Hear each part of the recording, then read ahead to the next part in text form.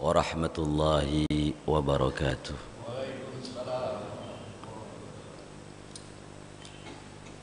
Alhamdulillah, alhamdulillahilladzi hadana lidinihil qawim wa arsyadana ila siratihil mustaqim.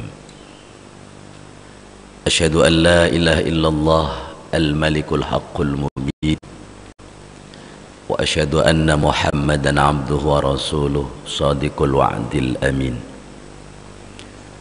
Allahumma fassalli wa sallim wa barik ala sayyidina wa habibina wa syafi'ina wa maulana Muhammadin wa ala alihi wa ashabihi ajma'in, amma ba'd.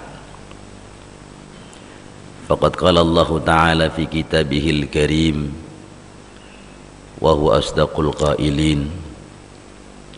A'udzu billahi minasyaitonir rajim. Yarfa'illahu alladhina amanu minkum walladhina utul ilma darajat wallahu bima ta'maluna khabir. Wa qala al-habibul mustafa Muhammadun sallallahu alaihi wasallam, man yuridillahu bihi khaira yufaqihu fid din.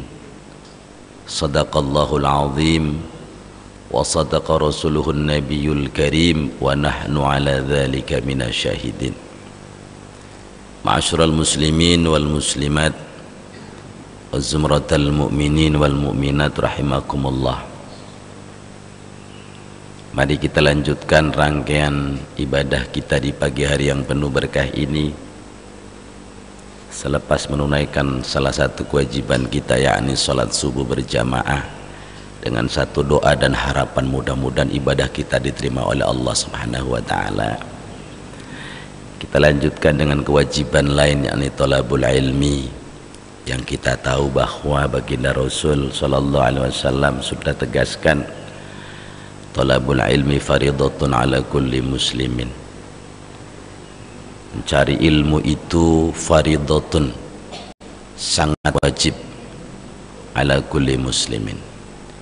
Pun kita berharap mudah-mudahan duduknya kita di rumah Allah yang mulia ini dalam rangka thalabul ilmi, Allah berkenan menambahkan kita ilmu yang manfaat fid dini wad dunya wal akhirah, amin ya rabbal alamin. Hadirin wal hadirat yang saya hormati dan semoga dimuliakan Allah. Dalam sebuah hadis pendek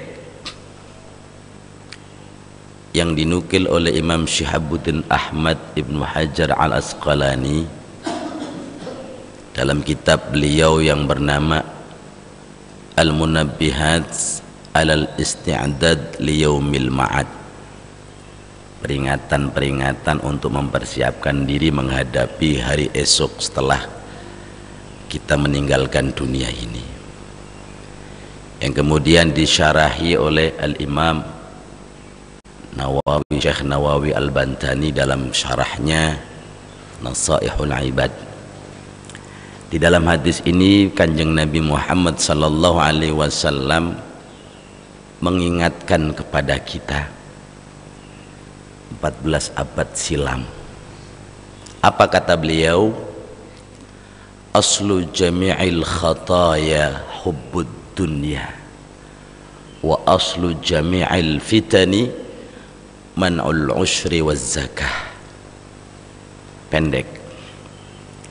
Aslu jami'il khataya, sumber dari semua kesalahan manusia, sumber dari semua kejahatan manusia, biang dari semua salah dan dosa manusia, itu hubbud dunya, cinta dunia.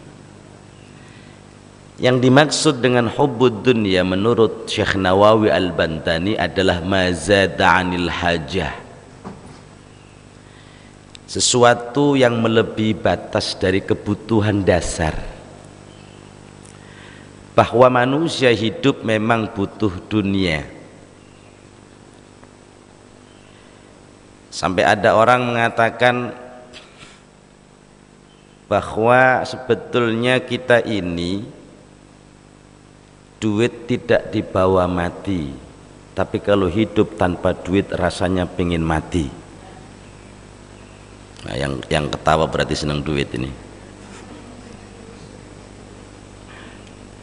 Tetapi memang hidup di dunia ini ya butuh dunia.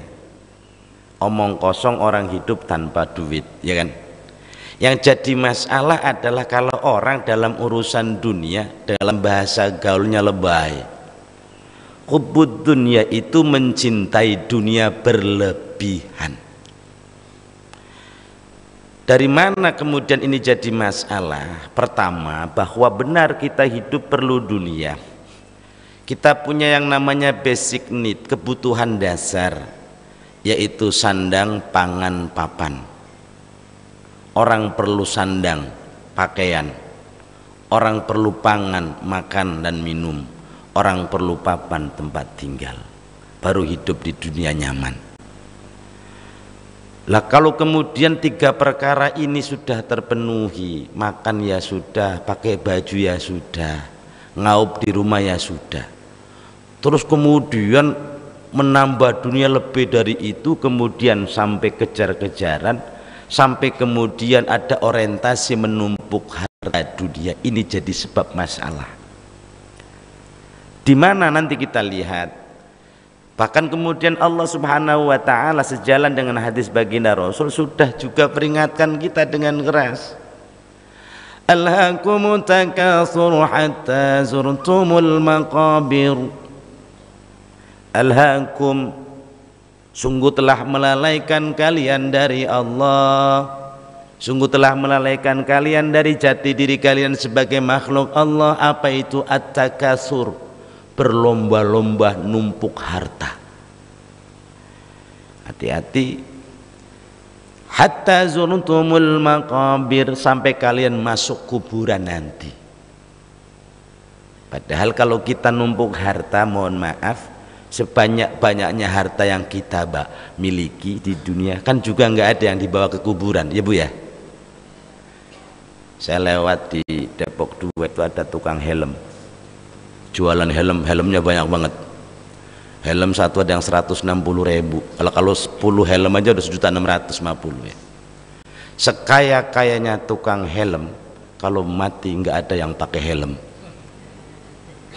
nggak ada yang dibawa helm kan. Sekaya-kayanya orang punya mobil, nggak ada yang meluk ban mobil masuk kuburan. Diingatkan sama Allah. Mari kita lihat di mana hubbud dunya menjadi sumber biang petaka masalah manusia. Pertama, orang yang menjadikan dunia ini sebagai tujuan hidup, pasti hidupnya bermasalah. Padahal kita tahu dunia ini hanya wasilah, perantara, batu loncatan untuk kita menuju akhirat. Tapi kalau orang di dunia menjadikan dunia segala-galanya, orientasinya adalah duniawi, maka di sini jadi masalah. Kita lihat satu-satu contoh. Orang yang, kalau mohon maaf, kalau ada yang perantauan misalnya, mau kemana bang? Merantau ke Depok. Ngapain? Mencari sesuap nasi. Kelihatannya iya mencari sesuap nasi. Begitu nyampe Depok nasi sudah dimakan, akhirnya nyari mobil, nyari rumah, terus ngumpulin berlian, nah macam-macam. Orang yang kemudian kepincut, tertarik, hasrat menumpuk dunia, akhirnya menjadi masalah kalau hidupnya semuanya diorientasikan untuk dunia, lupa dengan akhirat, pasti jadi masalah. Yang kedua, orang kalau cita-citanya numpuk harta, hubbud dunya, pasti biasanya sudah nggak peduli halal atau haram. Pokoknya saya harus kaya. Lah kalau pokoknya harus kaya, pokoknya saya harus seneng. Lah kalau pokoknya harus seneng, pokoknya saya harus happy, harus puas, harus bahagia. Kalau judulnya pokoknya harus kaya, harus seneng, harus happy, harus bahagia, ini seringkali jadi sebab masalah karena orang nggak pernah mikir kayanya itu halal apa haram. Nah, di zaman ini sudah terbukti peringatan Rasulullah betapa hubbud dunya telah menghancurkan manusia. Manusia yang mana? Manusia yang menjadikan dunia segalanya, apa-apa diukur dengan yang serba materialistik. Kan zaman sekarang begitu. Saya kalau miskin gak enak, kenapa? Dicengin temen, terus harus kaya saya. Saya kalau nggak punya mobil nggak enak, kenapa? Dicengin temen, akhirnya makin beli mobil padahal ngontrak, rumahnya ngontrak. Makanya hari ini banyak orang kredit, apa aja di kredit, yang penting nggak dibilang miskin.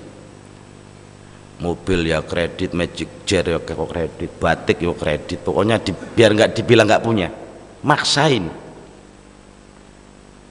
Akhirnya kemudian orang karena kecenderungannya mencari harta dan lupa apakah yang dicari halal atau haram, di situ jadi masalah. Masalah pertama adalah dia sudah melanggar aturan Allah bahwa rizki yang dimakan itu mestinya halal. Tapi karena pokoknya enak, pokoknya senang, jadi nggak penting. Teing halal, teing haram. Yang halal disikat, yang haram dibabat, yang remeng-remeng diembat. Ya itu jadi masalah kan. Pokoknya saya harus kaya, sehingga akhirnya siang malam kerja keras, banting tulang, sampai tulang apa aja dibanting-banting. Yang penting kaya. Kan jadi masalah ini. Karena mikirin dunia, akhirnya karena yang dikejar dunia, waktu sholat yang nggak mikir sholat, waktu ibadah yang nggak mikir ibadah. Ini jadi biang masalah. Itu yang pertama. Yang kedua, biang masalah, biasanya orang kalau hubbud dunya, selain sudah lupa mana yang halal mana yang haram, orang yang punya dunianya karena hubbud dunya itu kecenderungannya menjadi pribadi-pribadi yang sombong, yang angkuh. Masalah berikutnya adalah karena hari ini di zaman modern, di mana kebutuhan hidup kita semakin meningkat, tuntutan semakin banyak, tantangan semakin berat, masalah juga semakin bertambah. Memang tidak heran kalau kemudian orang takut lapar, takut miskin, takut sengsara, pokoknya yang penting enak, maka semua diukur dengan serba material.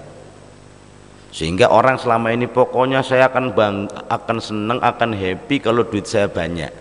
Saya akan bahagia kalau jabatan saya tinggi.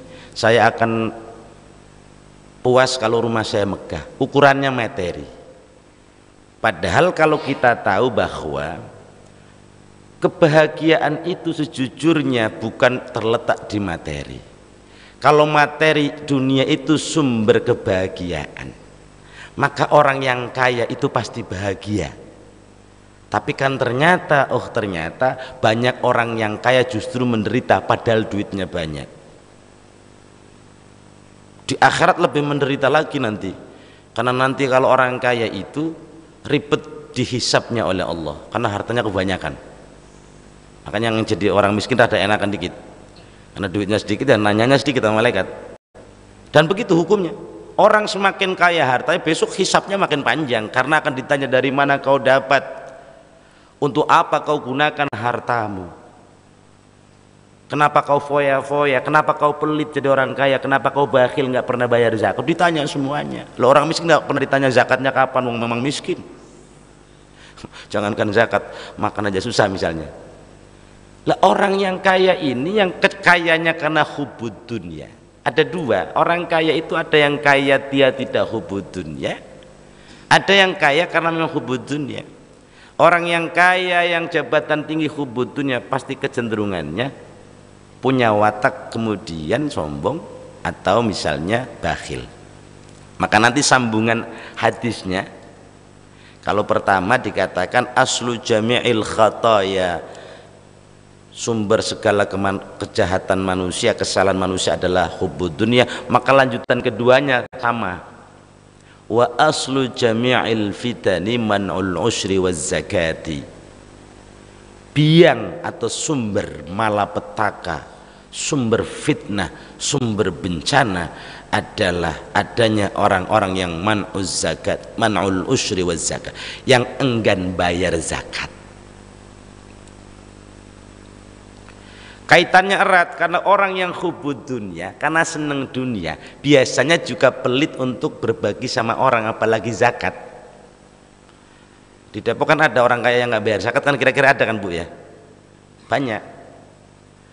Karena dia pikir, lo yang nyari duit saya, yang kerja mati-matian saya sampai mau mati beneran saya, kok masa saya harus berbagi?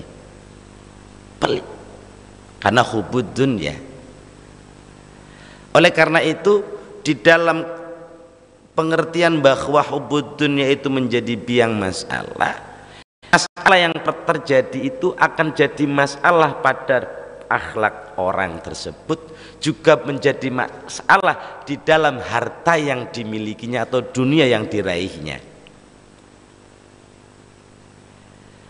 Dampak berikutnya dari masalah hubud dunia itu tadi, alhaqumut takatsur, orang yang kecenderungannya nyari dunia berlebihan itu menjadi lahwun, lalai dengan statusnya sebagai hamba yang harus mengabdikan diri kepada Allah.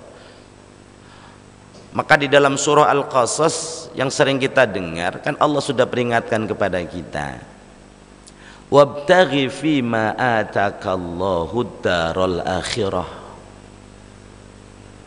wabtaghi, cari olehmu, fima atakallah, di dalam apa-apa yang sudah Allah anugerahkan kepadamu.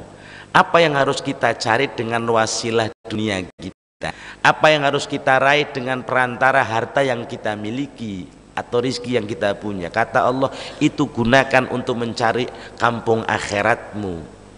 Darul akhirah itu kampung akhirat. Jadi kalau orang sudah yang hubud dunia, cari dunia mati-matian kemudian dihabis-habisin, di sini kesalahannya karena dia nyaris melupakan akhiratnya, itu sumber masalah. Maka orang yang baik yang tidak jadi masalah adalah dunia yang dimilikinya sekalipun dia kaya, sebagian disisihkan untuk mencari akhirat. Itu perintah Allah. Sekalipun di ayat yang sama dalam lanjutannya Allah sudah ingatkan juga kepada kita, wala tansa nasibaka minad dunya. Ya tapi jangan kau lupakan bagianmu. Apa kalimatnya? Minad dunya. Itu badal tab'id. Minad dunya, sebagian dari duniamu. Jadi kita diperbolehkan menikmati dunia kita, tapi kata Allah minad dunya, hanya bagian kecil saja dari dunia, jangan semuanya. Lah kan orang kita ada yang kebangetan, nerima gaji, makan bareng-bareng, semua temen ditraktir sampai lupa bawa pulang rumah. Iya, punya gaji 3 juta ya dihabisin 3 juta. Lo kapan sedekahnya, kapan bayar zakatnya? Jadi kata Allah, boleh kita menikmati yang Allah berikan, tapi minat dunia, hanya sedikit dari dunia. Artinya sebagian lain harus untuk akhirat kalau tidak mau jadi masalah. Masalah pertama di soal moralitas akhlak. Hancurnya manusia hari ini terjadi karena, mohon maaf, korupsi itu terjadi bukan oleh orang yang tidak punya iman. Kenapa? Lu yang korupsi juga orang Islam, ya kan? Itu yang ditangkepin KPK juga orang Islam, artinya punya iman sebetulnya. Tapi moralnya rusak, akhlaknya rusak. Kenapa? Karena dia ngudak-ngudak dunia sedapatnya, lupa halal haram, akhirnya jadi pejabat ya korupsi. Padahal ya alim-alim ya pinter-pinter kan yang korupsi itu. Orang bodoh malah nggak bisa korupsi, nggak jadi pejabat. Apa yang mau dikorupsi, wong tukang becak misalnya. Yang korupsi kan profesor, doktor, S1, S2, S3, S4, ember. Yang pinter-pinter itu justru yang korupsi. Semakin pinter dia semakin punya jabatan, otaknya hebat, hatinya hancur, moralnya hancur. Kenapa? Bukan nggak beriman, dia punya iman. Bukan nggak berilmu, ya berilmu. Ada yang sekolahnya sampai McGill, Chicago, California lah. Kalau kita cuma di Kali Ciliwung ya repot nggak jadi pejabat kan. Itu karena bukan tidak punya iman, punya iman, hanya imannya lemah, akhlaknya rusak, dirusak oleh dunia. Sudah jadi eselon 3 pengen jadi eselon 2, akhirnya temannya disikat, naik eselon 1 nggak cukup, pengen jadi menterinya sekalian misalnya. Akhirnya kan rusak semua. Kan yang dicari apa sih? Dunia itu. Korupsi, koruptor itu hancur karena dunia dan jabatan. Itu contoh. Yang semuanya mohon maaf itu juga orang Islam saudara kita. Jadi sebetulnya kerusakan di muka bumi ini bukan karena tidak ada orang yang beriman. Beriman sekalipun kalau ada watak-watak hubbud dunya, situ hancur. Oleh karena itu sesungguhnya peringatan baginda Rasul 14 abad yang silam hari ini menjadi sebuah kenyataan yang menggejala. KPK itu kalau kerjanya maksimal, itu koruptor itu ketangkap semua, kira-kira penjara Cipinang juga penuh itu. Cuman kadang mau ditangkap yang ngumpet ke Singapura, kadang wani piro akhirnya yang ngejar-ngejar nggak jadi lari karena udah disuap misalnya. Rusak. Jamaah sekalian yang dirahmati Allah, itu peringatan kita bahwa dunia itu harus jadi hanya sekedar perantara amanah yang sebagian harus kita gunakan untuk ngejar akhirat kita. Problem berikutnya manusia yang hubud dunia itu jangan pernah berharap dari apa yang kita punya ada nilai berkah di dalamnya kalau yang kita miliki itu karena kerakusan kita terhadap dunia. Ibu kaya, bapak kaya, tapi kalau cara dapatnya melalui cara yang tidak berakhlak karena wataknya hubud dunia, maka keberkahan itu jadi hilang. Apa itu berkah? Orang kalau memahami konsep berkah di dalam Islam sesungguhnya sesungguhnya tidak harus nafsu hubud dunya. Kenapa? Berkah itu ziyadatul khair, nilai tambah dari apa yang kita punya, itu berkah. Sedikit kalau manfaatnya banyak itu berkah.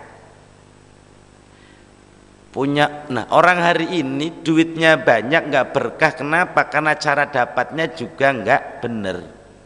Maka contoh, ada perbandingan sederhana. Orang yang mohon maaf tidak kaya tapi biasa qanaah, biasa syukur dengan apa yang dimiliki walaupun sedikit, akhirnya yang sedikit manfaatnya banyak. Tapi ada orang yang kaya di kantongnya dompetnya banyak tapi jarang syukurnya, terus karena senengnya itu ngabis-ngabisin duit, akhirnya berkahnya nggak ada. Lah contoh, ada orang yang sederhana punya uang 100.000 misalnya,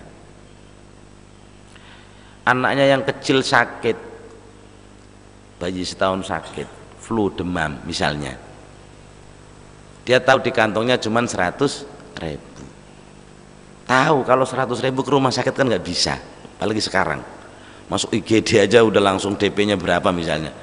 Ya sudah, dia ngukurnya, saya kemampuannya segini, sudahlah cukup diberikan Bodrexin ke warung ya 15.000 misalnya.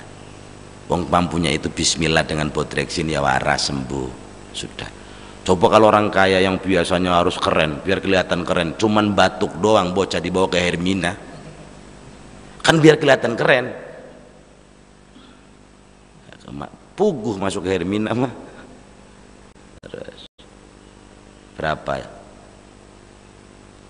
100.000 beli Bodrexin bisa. Anaknya mau sekolah dikasih uang jajan, yang punya 100.000 ya bocah SD dikasih 5.000, abangnya yang SMP 10.000. Lah kalau orang kaya coba, si SD minta jajan ya nggak mungkin kasih 5.000, biar kelihatan kaya dikasih 50.000, yang SMP 75.000 misalnya. Ukurannya selalu dengan dunia, sehingga akhirnya duit habis banyak tapi manfaatnya nggak seberapa. Lah kalau orang kita sederhana, masya Allah, orang di kampung lagi,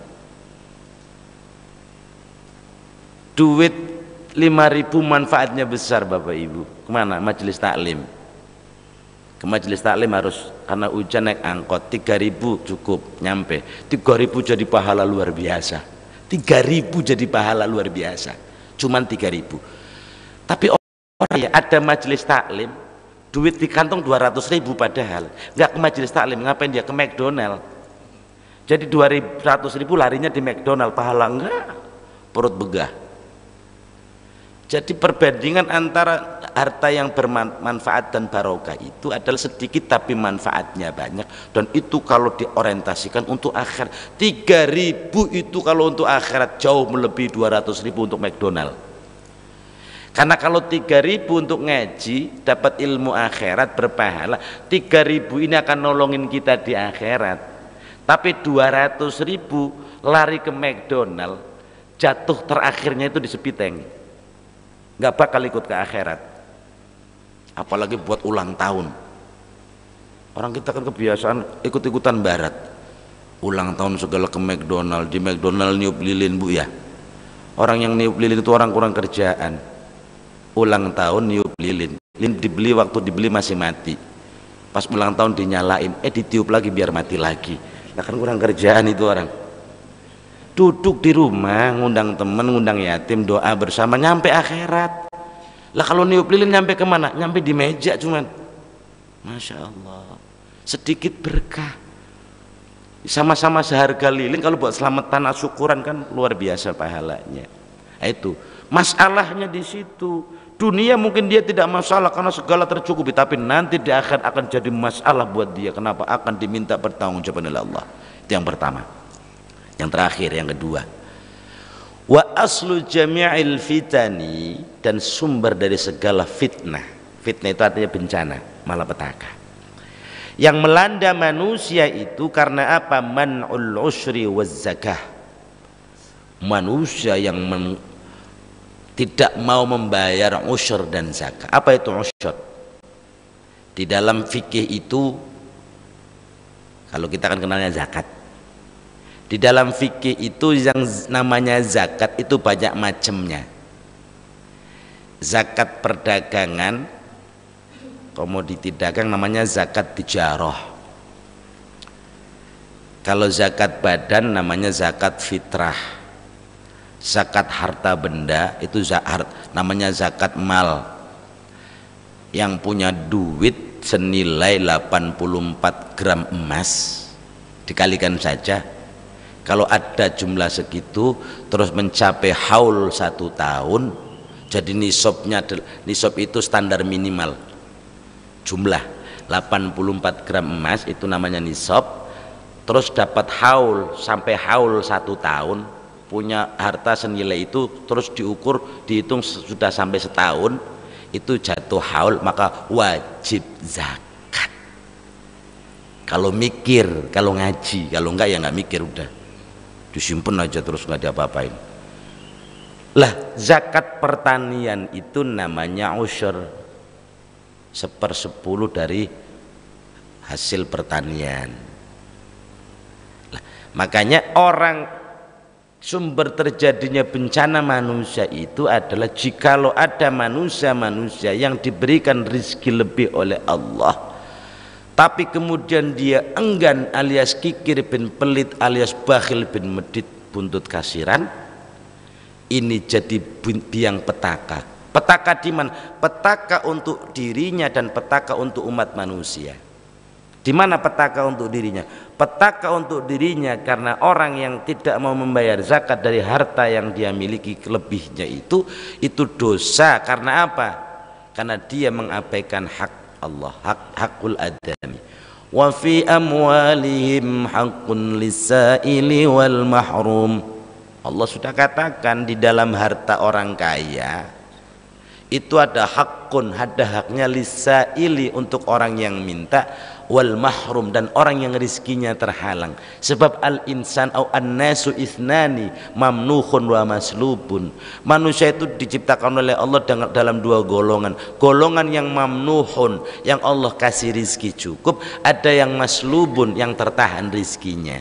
Yang tertahan rizkinya itu haknya ada di orang kaya. Lah ketika orang yang punya rezeki ini nggak mau zakat, haknya nggak sampai ke orang miskin, ini biang bencana.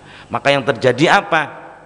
Orang yang kaya semakin kaya, yang miskin semakin miskin. Ada kesenjangan sosial. Kalau masyarakat sudah mengalami kesenjangan sosial, maka timbul kecemburuan sosial. Kalau sudah ada kecemburuan sosial, timbul tidak harmonisan. Lah contoh, ada orang kaya, mobilnya banyak, rumahnya megah, sebelahnya orang nggak punya. Saben hari cuma ngeliatin rumah megah, rumah mewah, mobil mewah, terus dalam hati kapan dia ke rumah saya bagi-bagi duit misalnya. Ditunggu setahun nggak pernah bagi, lama-lama kan kesel nih orang yang nggak punya. Kurang ajar juga orang kaya, pamer doang, gue sumpahin lu, akhirnya keluar begitunya. Ya karena ada kecemburuan sosial. Beda kalau ada orang kaya sering berbagi, jadi dermawan, insya Allah sama orang yang nggak punya didoain. Maka jangan heran ada orang kaya pelit, banyak disumpahin tetangganya yang nggak punya. Kenapa? Karena dia tidak pernah mau berbagi di dalam kebahagiaan rizki yang dilebihkan oleh Allah. Nah, petaka ini muncul satu demi satu ketika orang kaya tidak mau bayar zakatnya, terjadi ketidakharmonisan. Maka di negara-negara atau di kasus bahkan di negara kita dulu terjadi chaos, konflik massal horizontal, sampai terjadi penjarahan-penjarahan. Itu karena adanya konsentrasi harta kekayaan di tangan-tangan orang tertentu yang secara ekonomi dia monopoli, kaya tapi kikir, sementara banyak orang yang butuh kemudian tidak mendapatkan limpahan dari pembagian rezeki Allah, sehingga kemudian tidak heran kalau terjadi konflik. Di Indonesia lumayan alhamdulillah, tingkat kemiskinan enggak seperti misalnya di Somalia, di Zimbabwe, di Chad atau di Afrika Tengah. Kalau di sana itu orang kaya rawan dirampok orang miskin. Kalau kita kan orang kaya masih bisa tidur tenang. Oleh karena itu hadirin sekalian rahmati Allah, sumber fitnah pertama adalah sama. Harta kekayaan yang tidak dizakati akan diangkat barokahnya oleh Allah Subhanahu wa ta'ala. Harta itu kalau hilang barokahnya, lawan barokah itu musibah. Berkah itu nilai tambah kebaikan dan kemanfaatan. Kalau harta itu sudah nggak ada nilai berkah, tidak ada nilai manfaat, tidak ada nilai maslahatnya, pasti yang ada dalam harta itu pasti nilainya musibah. Maka tidak heran kalau orang kaya kemudian mewariskan harta, yang terjadi anak keturunannya ahli waris bukan dapat berkahnya harta, tapi dapat malapetakannya. Di mana? Rebutan harta warisan. Kuburan belum kering, abang adik berantem karena harta yang di dalamnya tidak mendapatkan berkah ridho Allah. Makanya kebahagiaan manusia bukan ditentukan oleh berapa banyak jumlah harta dan kekayaan, tapi seberapa berkah harta yang kita miliki sekalipun kecil jumlahnya. Sehingga garansi kebahagiaan itu bukan terletak pada menumpuk hartanya, tapi kebahagiaan itu adalah nilai berkah dari harta yang kita punya. Sebab faktanya hubbud dunya justru menyebabkan orang celaka, bahkan sengsara di dunia sebelum di akhirat. Tapi orang yang karena hartanya maunya berkah, dia qanaah, dia senang syukur kepada Allah walaupun dalam keterbatasan, dia selamat dunianya, tidak rakus dia, tidak bakhil dia, tidak takabur dia, di akhirat juga aman karena tidak banyak hisabnya. Jadi dunia akhirat insya Allah aman. Maka itu yang dimaksud oleh baginda Rasul yang dijelaskan oleh Syekh Nawawi Al-Bantani, bahwa ada dua sumber petaka manusia dan hari ini sudah terjadi di tengah kita adalah hubbud dunya, cinta dunia, dan man'uz zakah, enggan membayar zakat. Oleh karena itu tadi sudah disampaikan oleh Ketua DKM betapa DKM mempersilahkan membuka pintu berkah dari langit untuk berbagi peduli dengan rumah Allah. Siapa yang kaya silahkan sumbang untuk jariyahnya, untuk merapikan masjid ini, rumah Allah, dengan kemampuan masing-masing. Makanya melalui mimbar ini kami juga ingatkan sekali lagi, dari apa yang kita miliki, kalau sebagian itu disisihkan untuk akhirat, insya Allah kita akan terhindar dari malapetaka dunia maupun akhirat. Dan hari ini kebutuhan masjid ini adalah kebutuhan uluran tangan kita dari rezeki yang kita punya. Maka yuk bareng-bareng kita sisihkan sebagiannya untuk imaratul masjid. Imaratul masjid itu memakmurkan masjid. Memakmurkan masjid itu sebetulnya bukan memperbagus bangunan, tapi memperbagus syiar. Hari ini masjid dibangun di mana-mana. Ini ada ketua DMI tahu betul data masjid. Saya juga kebetulan pengurus DMI. Banyak masjid bagus, jamaahnya sedikit. Apalagi kalau subuh. Jadi imarah itu bukan di bangunan tapi di syiar. Makanya dengan yang kita miliki, harta kita, mari kita syiarkan masjid. Kata Allah, innama ya'muru masajidallahi man amana billah wal yaumil akhir wa aqamas salat wa ataz zakah wa lam yakhsha illallah fa asa ulaika yakunu minal muhtadin. Mudah-mudahan kita yang cinta masjid, cinta memakmurkan masjid, rajin sholat kita, rajin bayar zakat kita, kuatkan iman kita, fa'asa ayyakunu minal muhtadin.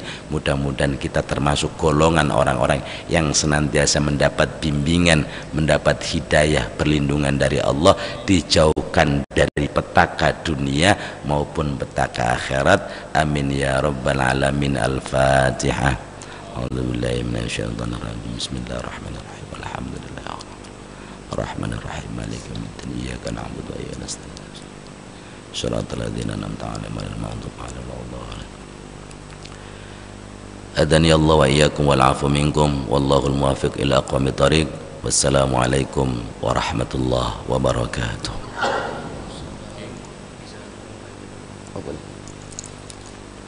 Alhamdulillah, kita telah sama-sama mendengarkan tausiah yang berkaitan dengan ubud dunia.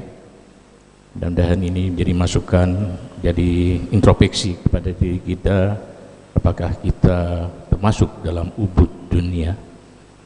Kami persilakan untuk ada pertanyaan dari bapak-bapak, ibu-ibu berkaitan dengan ubud dunia.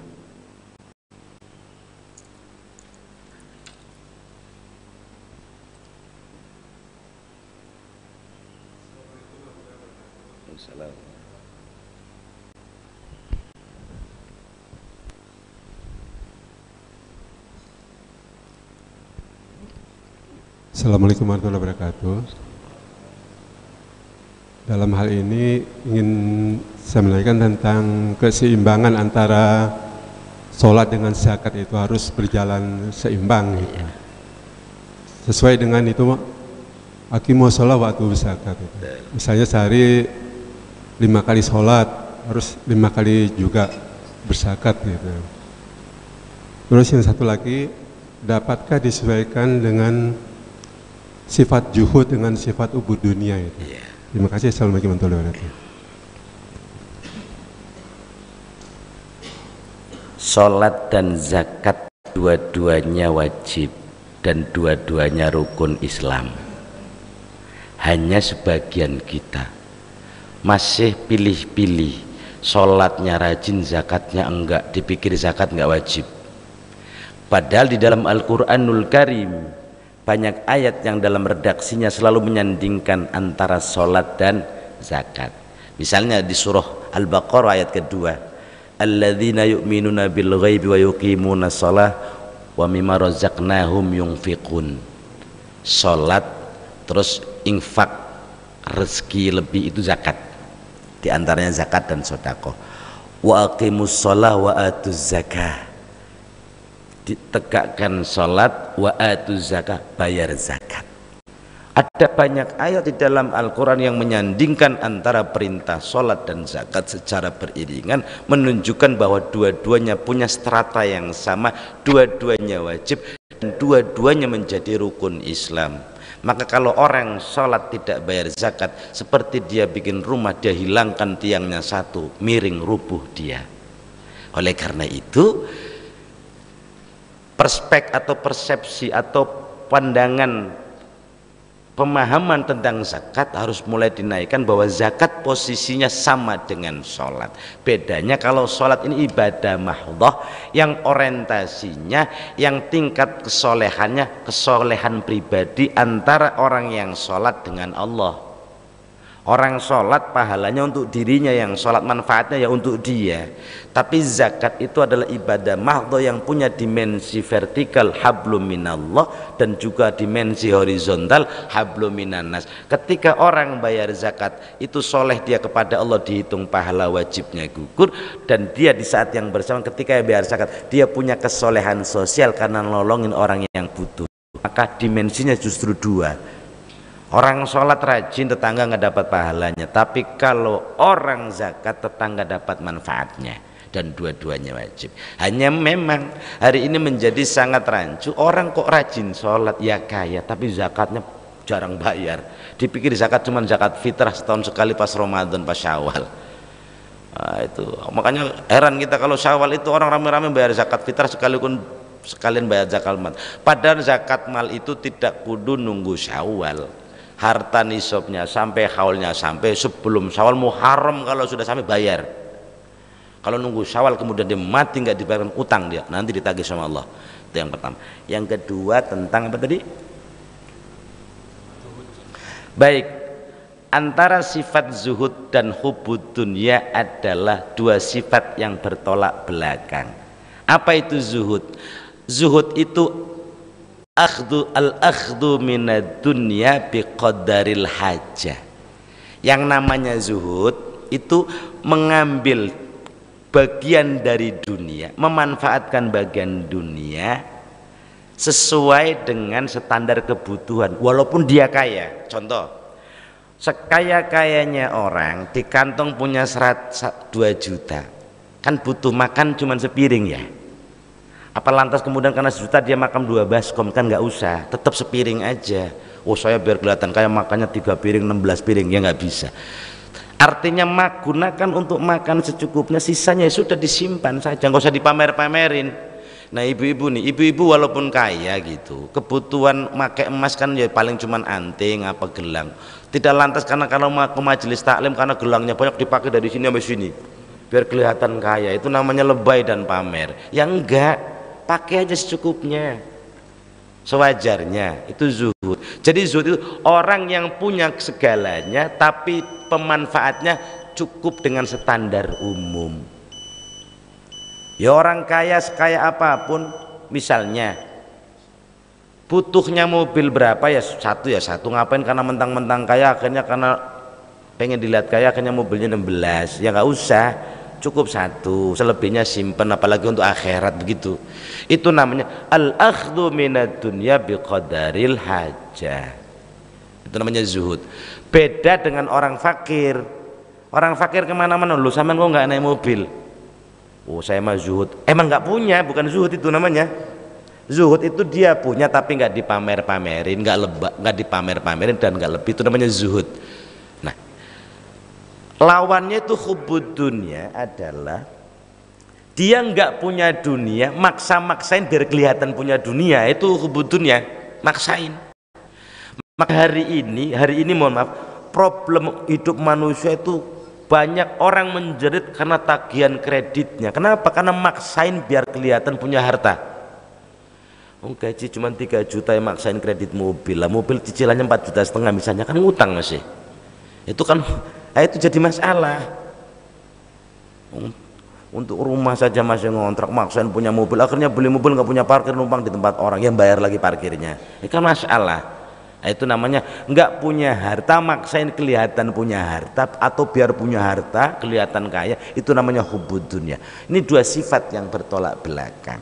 Makanya Islam ngajarinnya zuhud. Engkau punya seberapa pun jangan kau pamerkan, pakai secukupnya untuk duniamu, selebihnya untuk akhiratmu atau untuk kebutuhan lain yang kemudian hari ini kebutuhan kita kan untuk kesehatan anak dan keluarga, untuk pendidikan anak dan keluarga, ya sudah sebagian untuk ke sana.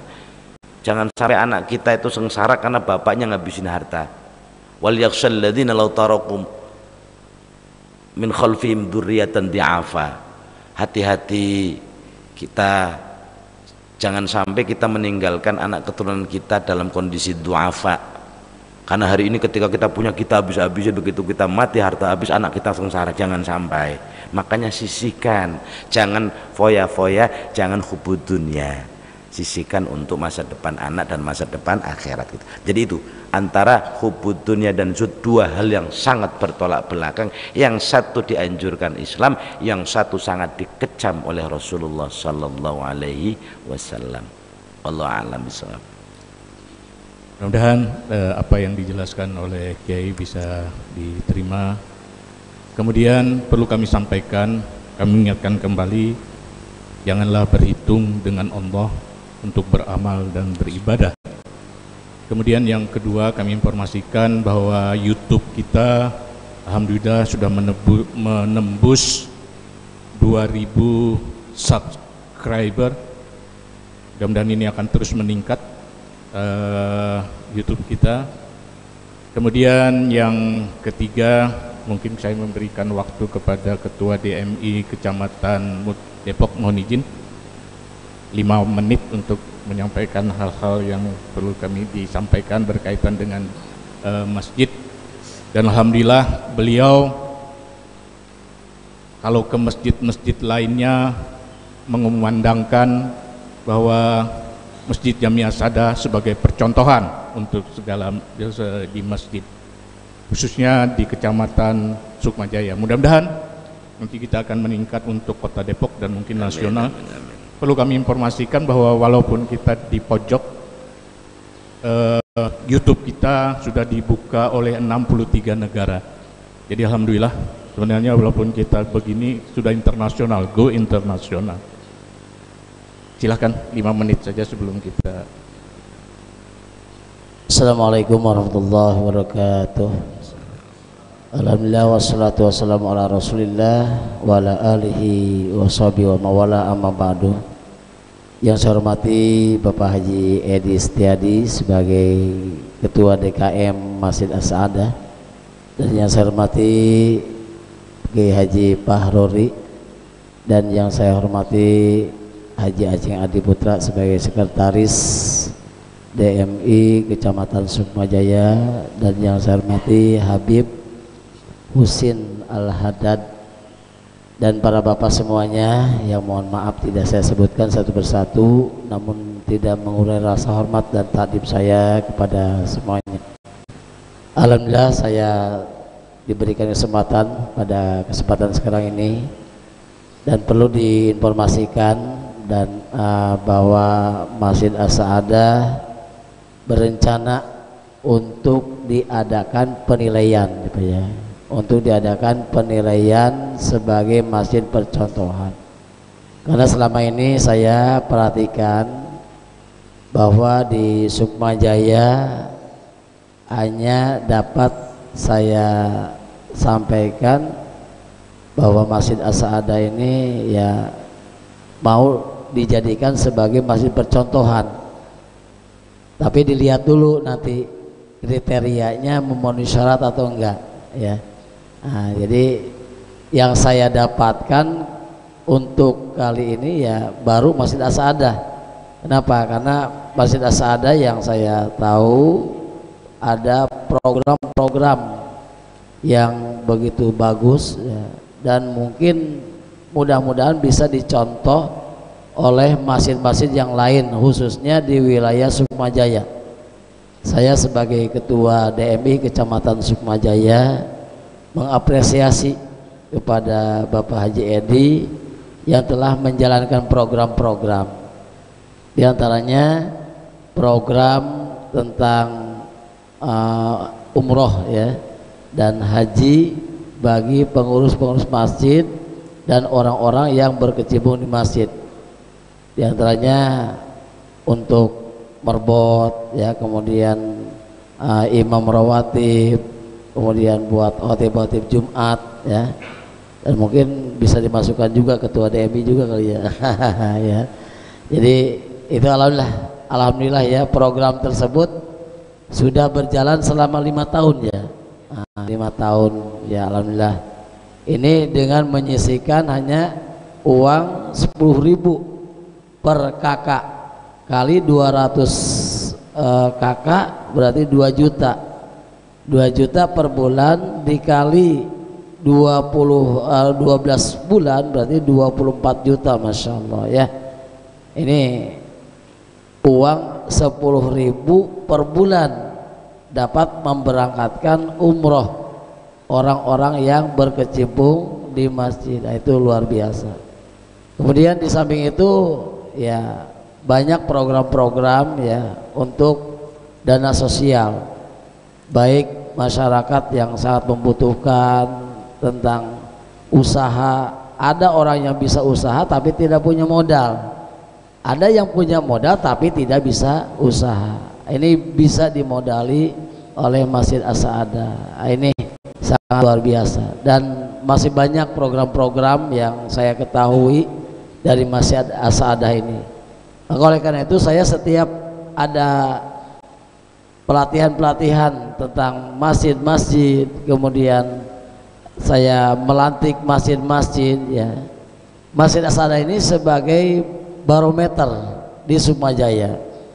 Nah, di Sukmajaya kemudian saya utarakan di beberapa masjid yang alhamdulillah mereka sangat ingin tahu tentang keberadaan Masjid As-Sa'adah. Makanya jangan heran nanti suatu saat misalnya dari masjid-masjid yang lain pada datang ke sini pengen meninjau tentang Masjid As-Sa'adah dari program-programnya yang sudah dilaksanakan selama ini.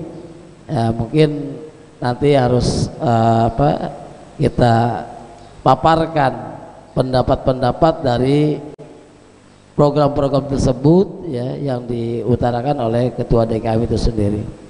Jadi oleh karena itu saya mengapresiasi dan mudah-mudahan ini nanti dapat mencapai kriteria masjid percontohan. Ini saya lagi digodok di DMI Kota ya, dan sekarang DMI Kota lagi mempersiapkan tim penilai ya, apakah ini layak atau enggak sebagai masjid percontohan di Sukmajaya, mungkin nanti di Kota Depok, dan mungkin juga kalau nanti kita gabungkan dengan masjid-masjid yang lain bisa tingkat provinsi ya, apakah ini bisa atau enggak. Nah, ini mungkin hanya itu yang bisa saya sampaikan ya, ini sebagai informasi saja, dan mohon nanti akan ada rapat apa-apa saja yang akan dipersiapkan ya, mohon Pak Haji Edi untuk mempersiapkannya ya, yang sekiranya yang belum ada tolong diadakan supaya sesuai dengan kriteria masjid percontohan. Hanya itu yang bisa saya sampaikan. Usikum wa nafsi bitaqullah. Assalamualaikum warahmatullahi wabarakatuh. Alhamdulillah.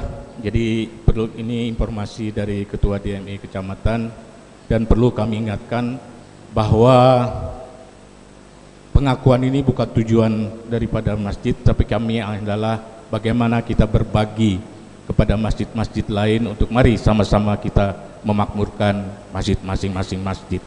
Jadi tolong dicamkan bahwa percontohan yang kami bukan tujuan daripada masjid, tapi hanyalah bagaimana kami berbagi dengan para DKM-DKM masjid lainnya, sama-sama memakmurkan masjid Allah. Perlu kami sampaikan Ketua DMI bahwa umroh kita sudah memberangkatkan 13 orang, dan insya Allah nanti November kita akan memberangkatkan 3 orang lagi, jadi total yang sudah kita berangkatkan 16 orang, di mana 5 orang ini dibantu oleh salah satu jamaah kita memberangkatkan 5, kemudian kita sudah memberangkatkan 11 orang, dan insya Allah mudah-mudahan program ini tetap berlanjut. Setiap tahunnya kita memberangkatkan minimalnya 3 orang, dan haji kita sudah mendaftarkan 1 orang dengan mendaftar 25.500.000, dan insya Allah bulan depan atau masuk di bulan Rajab kita akan mendaftarkan lagi 1 orang imam masjid kita untuk haji, di mana kami sudah mengumpulkan sebesar lebih dari 25.500.000, dan program ini akan terus kita lanjutkan sampai saya masih diberi amanah. Jadi bukan milik saya ini masjid, tapi sampai saya diberi amanah oleh jamaah dan itu akan terus kami jalankan. Ini yang perlu kami sampaikan, dan kami mohon kajian subuh ini ditutup dengan doa oleh Habib Husin Al-Haddad. Baik hadirin, marilah kita tutup kajian subuh ini dengan bacakan suratul Fatihah. Kita ingatkan juga para jamaah kita yang sedang sakit, semoga diangkat penyakitnya. Ala hadhihi niyat Al-Fatihah. A'udzubillahi minasyaitonir rajim. Bismillahirrahmanirrahim. Alhamdulillahirabbil alamin arrahmanir rahim maliki yaumiddin. Iyyaka na'budu wa iyyaka nasta'in. Ihdinas siratal mustaqim. Siratal ladzina an'amta 'alaihim ghairil maghdubi 'alaihim waladdallin. Amin. Allahumma inna nas'aluka bihaqil Fatihah wa sab'il mathani an tabtahlana bi kulli khair wa anta tafaddal 'alaina bi kulli khair wa anta ja'alna min ahlil khair wa anta amilana muamalataka li ahlil khair wa anta tahfadhana fi adyanina wa anfusina wa auladina wa ashabina wa hababina min kulli mihnatin wa bu'sin wa fitnatin wa dhair innaka ya Allah waliyun kulli khair wa mutafaddil bi kulli khair wa mu'ti kulli khair wa sallallahu ala sayyidina Muhammadin wa ala alihi wa sallam. Alhamdulillah rabbil alamin. Kabul insyaallah.